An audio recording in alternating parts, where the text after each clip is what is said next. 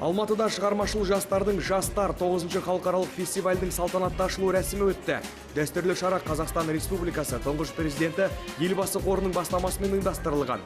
Бейнелеу және қолданбалы өнер бөлімін дәстүрлі түрде қамтитын фестиваль аясында Әбілхан Қастеев атындағы мемлекеттік өнер музейінің көрме кеңістігінде жас суретшілердің көрмесі өтті. Энергия жастық шақ өнер атты байқау Қазақстан, Қырғызстан, Түркия, Украинаның әртүрлі аймақтарының шеберлерінің сан алуан бағыттар мен техникалық тәсілдерде орындалған 60-тан астам туындыларын біріктіруге мүмкіндік берді.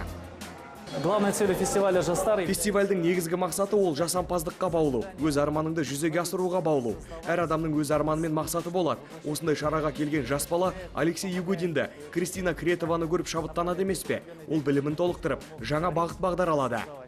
Жастар аясында алғаш рет Драма KZ заманауи драматургия фестивалі өтеді деп жоспарланған. Сондай-ақ дәстүрлі түрде Абай атындағы мемлекеттік академиялық опера және балет театры есіктерін айқара ашпақ. Бұл жолы жастар өнер ордасында Семен Чудин, Кристина Кретова сынды әлемдік балет жұлдыздарының қатысуымен өтетін Аққу көлін тамашалайтын болады.